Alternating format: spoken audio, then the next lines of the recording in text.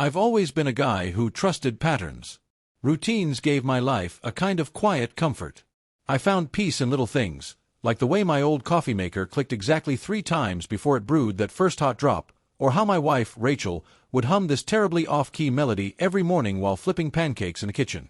Those little rituals made me feel like everything in my world was steady. So when a client meeting in Dallas got called off at the last minute, I didn't think twice about heading home early. I packed up my laptop, smiled politely at the woman behind the hotel desk, and started the 3-hour drive back, humming Rachel's awkward little tune under my breath like always. It was one of those brutally hot Texas afternoons, the kind where the air feels like it's pressing down on your chest and even the shadows look like they're trying to crawl away. The roads were pretty empty as I rolled into our suburban neighborhood. It looked exactly how I left it. Clean sidewalks, trimmed bushes, American flags hanging in front of almost every house. Ours blended in perfectly, 2 stories tall, cream-colored siding with navy blue shutters, white picket fence, the whole picture-perfect setup. But something about the scene didn't sit right. The front door was cracked open. Not wide, just enough to raise a question in my gut. It wasn't like Rachel to leave it like that. I pulled the car in slow, tires crunching over the gravel. As soon as I got out, I noticed the music. Not the smooth jazz Rachel usually had on when she cleaned or cooked. This was something else. The bass was pounding, deep, pulsing, and wild, almost like a heartbeat on the verge of exploding. I stepped up to the porch and gently pushed the door open. The creak it made sounded like something straight out of a horror movie, drawn out and unsettling. Inside, the air was thick. Not just from the heat, but from something else. It felt heavy, charged, like electricity in a storm right before lightning strikes. I dropped my keys in the dish by the door. The soft clink was instantly drowned out by the music shaking the floor. I called out to Rachel. Once. Then again. No answer. That's when I heard the voices. Laughter. Multiple voices. And then another round of laughter. Louder, carefree, almost taunting. I took a step forward, then another. My heart started pounding before I even reached the living room. And when I did, everything just stopped. I swear, it was like watching a train wreck unfold in slow motion. Right there in the middle of the room were at least a dozen guys, some half-dressed, others in nothing but boxers, lounging around like it was a frat party. They were flushed and drunk, not just on booze but something deeper. And there she was. Rachel. My wife. In the middle of it all. She wasn't wearing a thing, except a smile. She sat like she owned the room. Like a queen on a throne made of sin. Her arms lazily draped over 2 guys beside her, her legs tangled with another's. Their hands were all over her, touching her like they had a right to. Like I, the man she married, the father of her children, didn't even exist. I couldn't breathe. Couldn't think. I just stared, frozen in place. Then, one by one, the guys noticed me. Like a pack of animals catching the scent of danger. Heads turned. Laughter died. A few scrambled to grab their shirts and shoes. One of them, who I immediately recognized as the town's fire chief, mumbled something and darted toward the back door. Another guy, the gym coach from the local high school, stood his ground with his arms crossed, trying to act tough. But honestly, none of them mattered in that moment. Only Rachel did. She turned her head slowly, like she had all the time in the world. Then she smiled at me, not embarrassed, not sorry. Amused. "Hey babe," she said, her voice sugary sweet, like she was mocking me. "Didn't think you'd be back so soon." There was a silence after that. Not the kind you get when people are trying to avoid something uncomfortable. No. This one cut deep. I couldn't move. Couldn't find any words. My mouth was bone dry. My limbs felt like concrete. She stood up like it was no big deal, totally naked, totally unfazed. The room behind her turned into chaos. Guys stumbling around, trying to collect their things, slipping on shoes and grabbing phones like cockroaches when the lights come on. But Rachel, she didn't take her eyes off me. Not for a second. "You were always so easy to predict," she whispered as she walked toward me, her voice just loud enough for only me to hear. "Your routine. Your rules. Your perfect little schedule." My jaw tightened. I felt something deep in my chest starting to crack. She leaned in closer. "You never really saw me, Chris," she said. "You saw what you wanted. I gave you everything you asked for. A tidy home, 2 kids, smiles for the neighbors. And what did I get back?" She paused. Then her words landed like a knife. "Boredom." My hands curled into fists. Not from rage. From heartbreak. "This isn't love," I managed to say, barely able to get the words out. She tilted her head, her smile soft, almost pitying. "No," she murmured. "But at least it's alive. It breathes. Not like you." And with that, she turned her back on me and walked away. Right back into that mess of a room, like she hadn't just crushed every part of me. I couldn't stand. Couldn't stay. I stumbled out the front door like I'd been hit by a truck. The sunlight outside felt too bright, too normal. A bird chirped. A sprinkler hissed. Our lawn looked like it always did, neatly trimmed, green, lifeless. And there I was, on my knees in the grass, the heat burning through my clothes.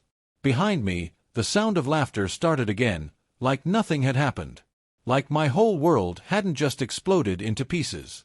And I whispered something, barely audible, meant for no one but myself. "You just made the worst mistake of your life." I didn't sleep. I didn't even lie down. I just sat in the corner of our bedroom, the furthest spot from the window where the morning light barely touched. Same clothes from yesterday still clung to me, soaked with sweat and something colder than fear. My phone was face down on the floor, untouched. I hadn't checked a single notification. The silence inside the house was deafening. The music, the chaos, the voices from the night before, all of it was gone. Like it had never happened. Like it was some sick hallucination. But it wasn't. Rachel was sleeping like a baby in the guest bedroom, wrapped up in silk sheets, probably dreaming of nothing at all. Meanwhile, I was still sitting in the dark, reliving the same moment on loop. Not the part where I saw all those men with her. Not even the part where they laughed in my face like I was a joke. No, what haunted me most was her smile. That smile was worse than the betrayal itself. It wasn't guilty. It wasn't ashamed. It was mocking. Like I was the fool for not seeing it sooner. Then there was this small knock.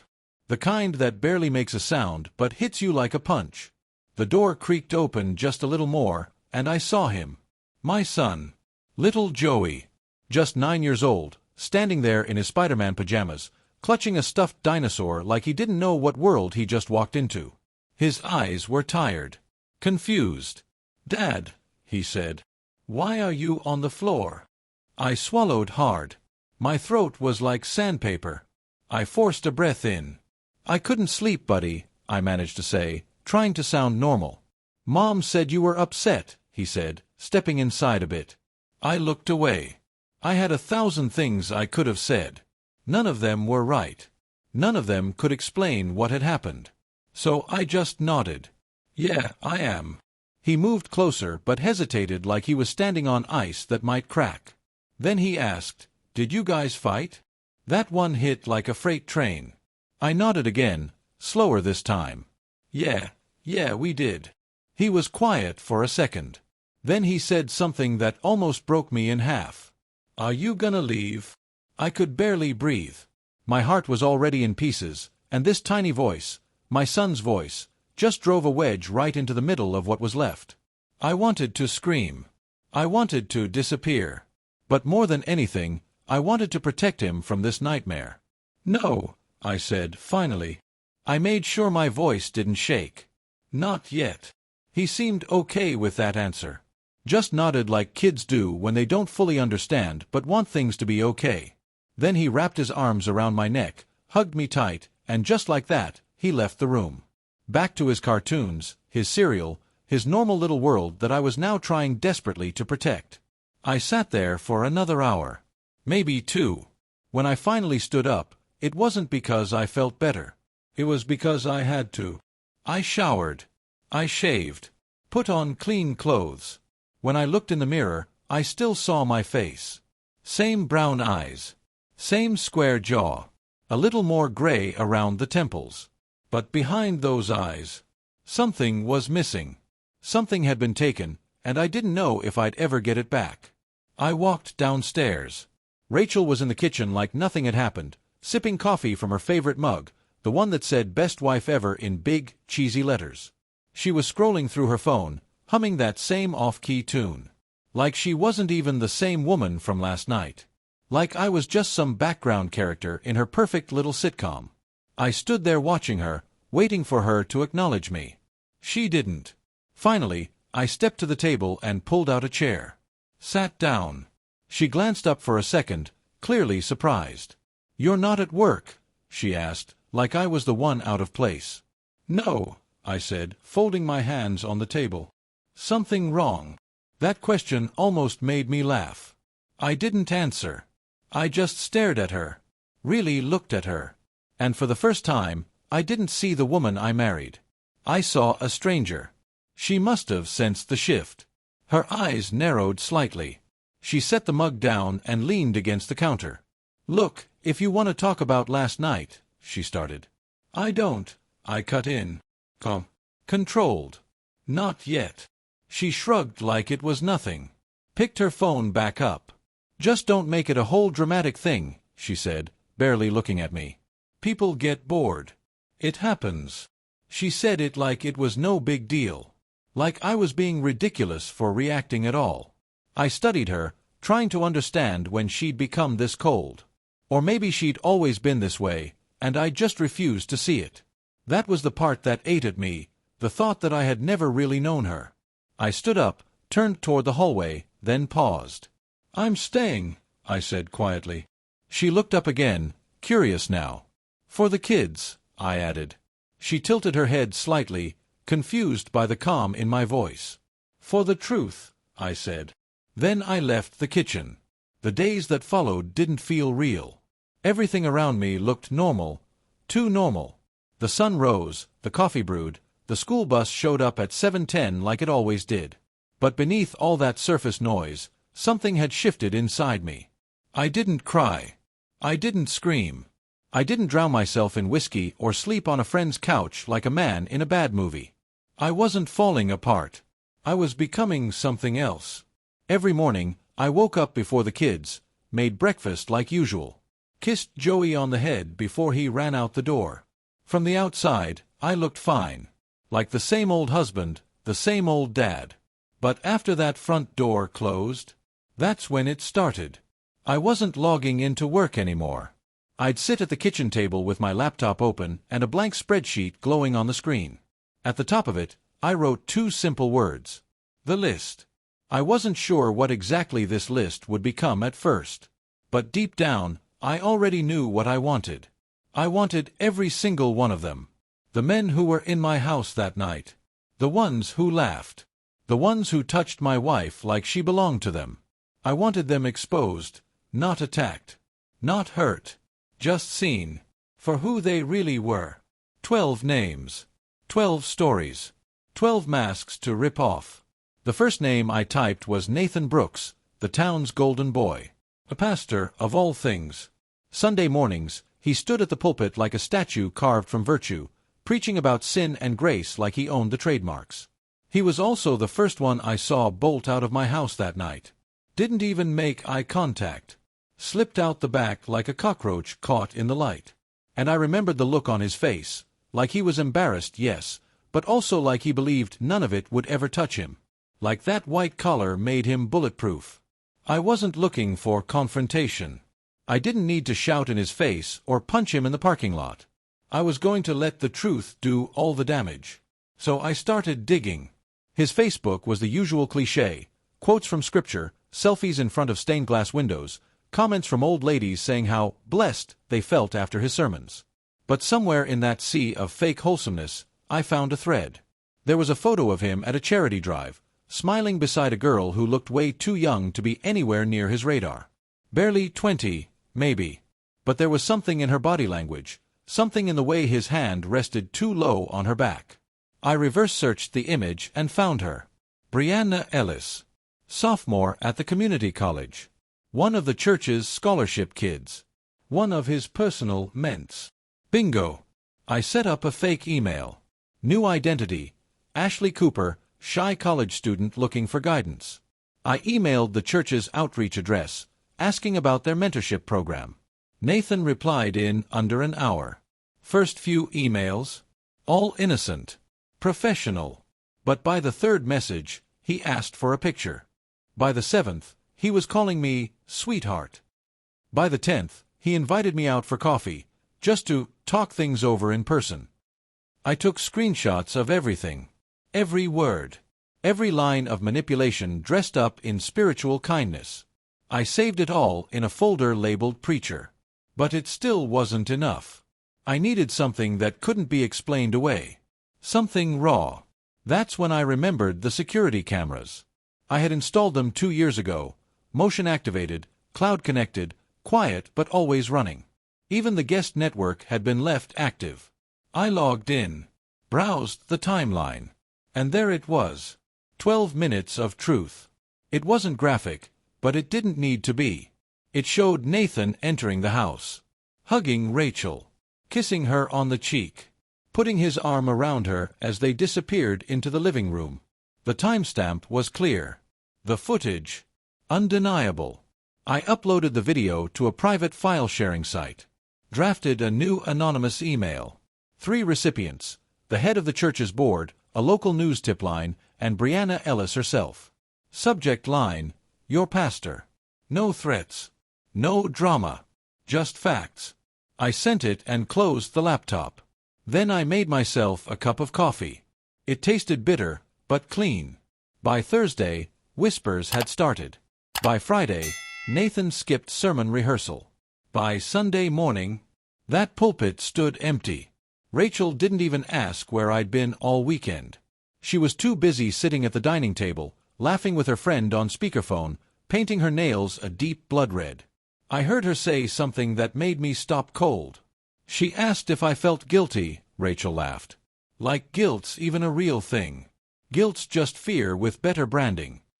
She laughed again. I walked past her without a word. The sound of her voice clung to me like cheap perfume. Back at my laptop, I opened the list. One name, Nathan Brooks, now had a line through it. Neutralized. I leaned back and exhaled slowly. Then I moved to the second name. Mark Grayson. The high school gym coach. Loud. Arrogant. Always slapping kids on the back. Always cracking borderline inappropriate jokes. He was the kind of guy everyone called a character, like that excused everything.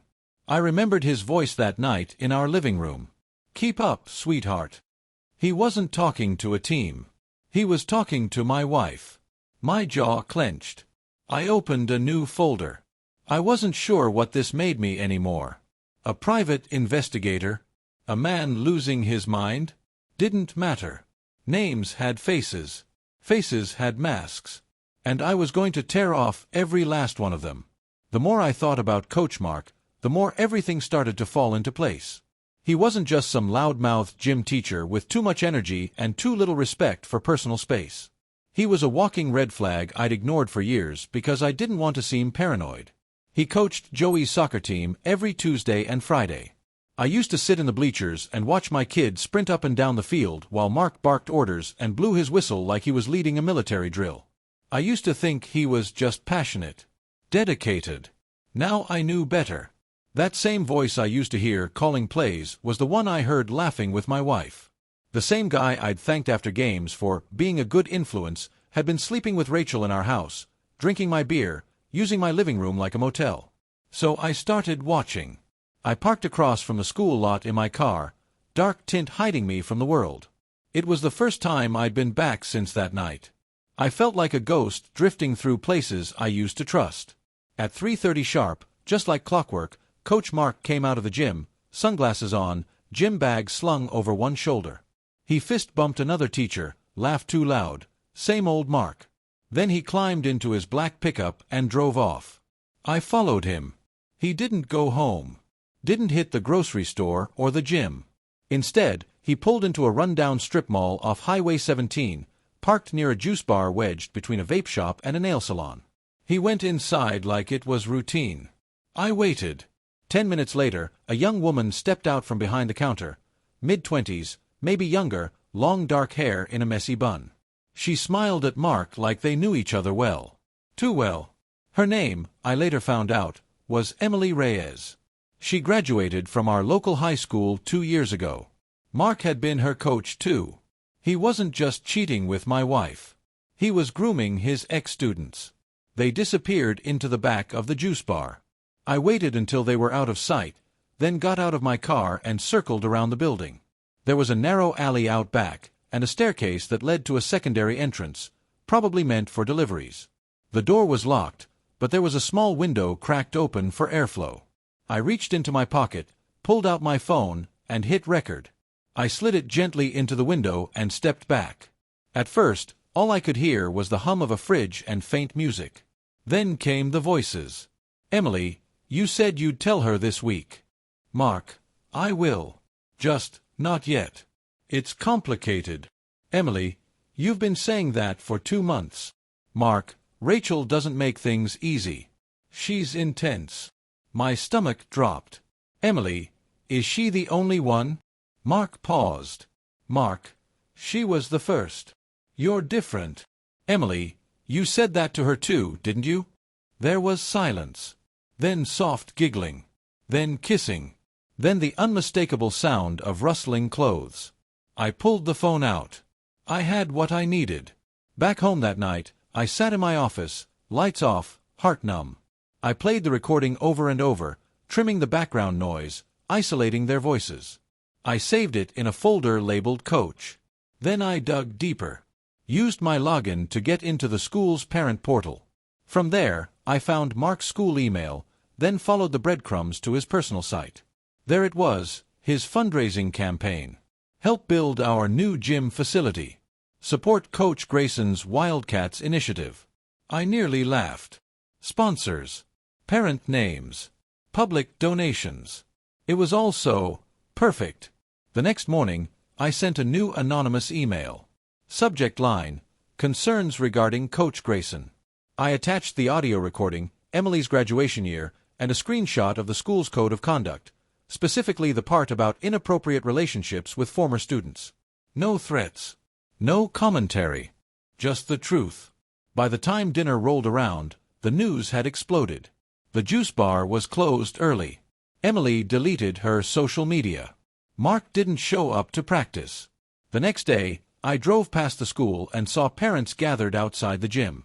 Some had printed out emails. Some were arguing. Some just stood there in shock. I didn't stop. I didn't need to.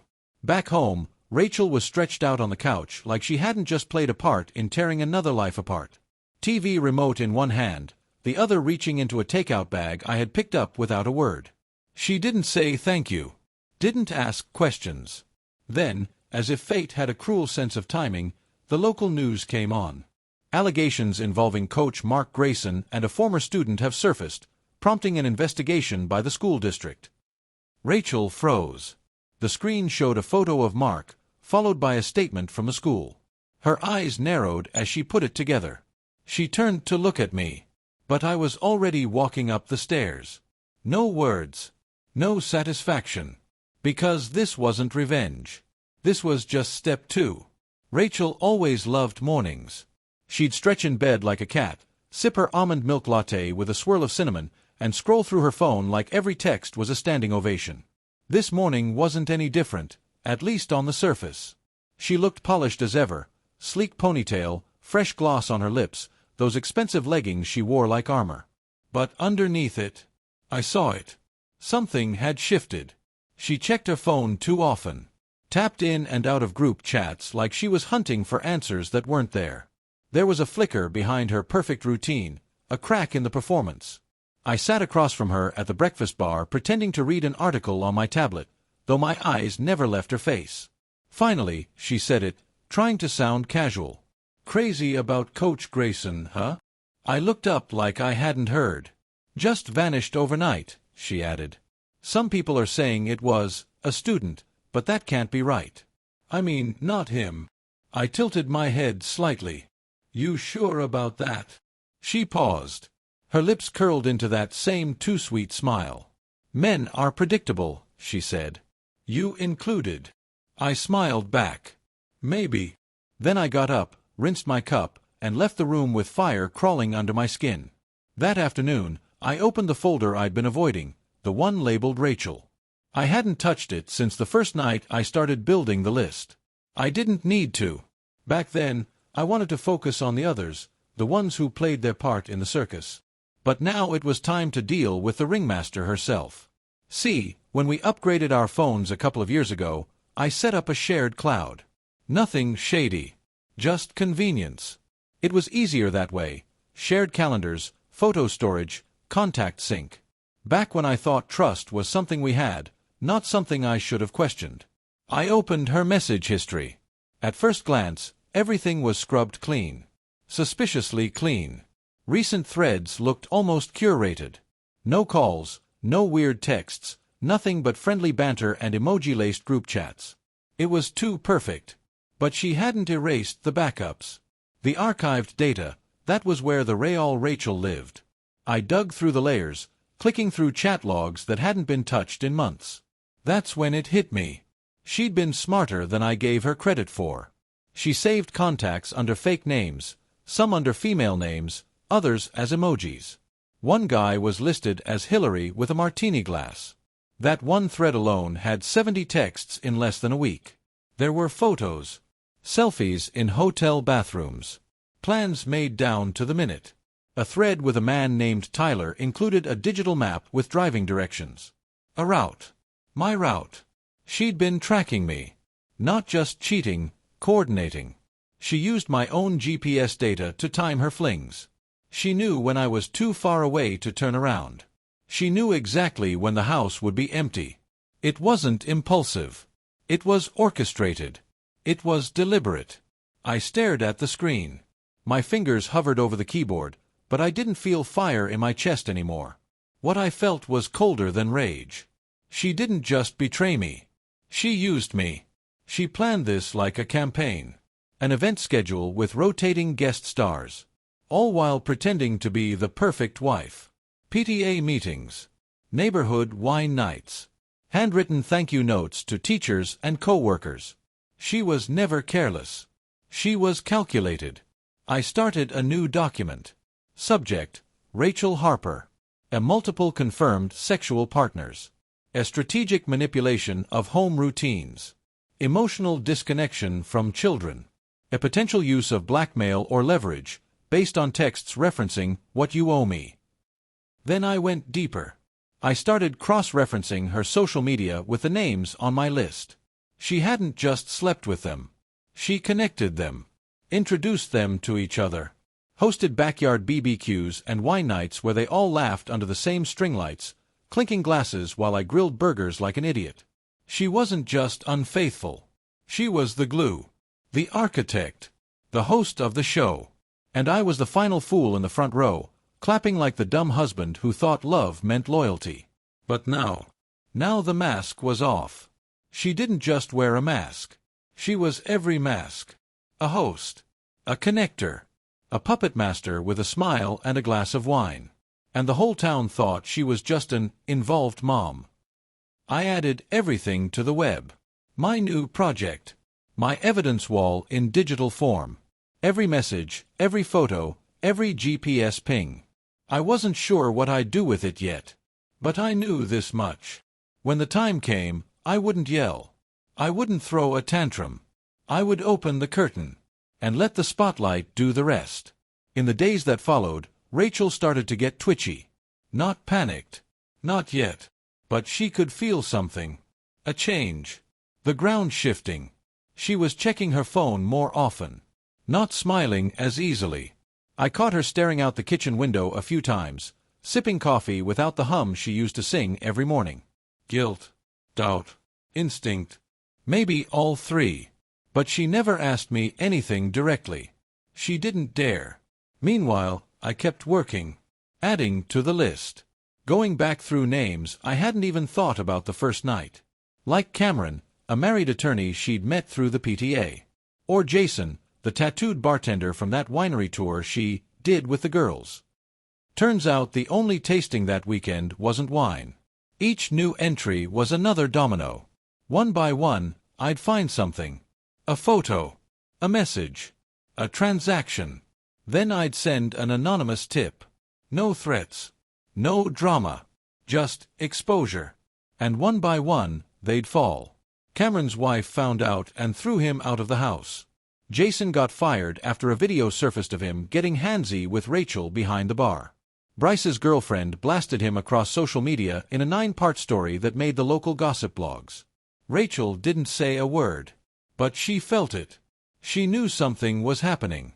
I watched her try to hold her little empire together. Smiling harder. Posting more. Acting like nothing was wrong. But everything was wrong. She'd spent so long playing queen of the castle, she didn't notice the foundation had already cracked. And then came the day she finally cracked, too. It was a Wednesday morning. She stood in the kitchen holding her phone, staring at something. I walked in. Just like I always did. Calm. Cold. Focused. She looked up at me, eyes sharp. "Did you know Cameron and Allison split up?" she asked. I shrugged. "Yeah. Heard something about that." She stared at me a little too long. Then said, "You've been quiet lately." I sipped my coffee. "So have you." And we left it at that. Because we both knew what was coming. The final move didn't come with a bang. No shouting match. No final argument. It came on a calm Saturday morning, the kind of day you'd expect to spend at a soccer game or doing yard work. I sent one last message. A link. The web, password protected, publicly hosted, quietly delivered to the inboxes of all the right people. Her family, the PTA board, the church ladies, the HOA group, the small circle of friends who always bragged about how close they were. Inside. Everything. Messages. Photos. Videos. Time-stamped evidence. I didn't narrate it. I didn't add my voice. It didn't need it. The truth was loud enough on its own. By noon, I watched the panic begin. Her phone wouldn't stop buzzing. She tried to hold it together, made a joke about some weird spam going around, but I could see it. The breakdown behind her eyes. By 3 p.m., she'd locked herself in the bedroom. By 5 p.m., her sister was on the porch, face pale, asking if it was true. By 6 p.m., the group chat started turning on her. Screenshots flying. Accusations. Silence. And I made dinner for the kids. Watched cartoons with Joey. Tucked him in. Then sat out back, alone, under the string lights she once hung for wine nights with the very men she betrayed me with. I wasn't smiling. I wasn't gloating. I was free. She didn't ask me to stay. And I didn't need to say I was leaving. Some exits don't need a door.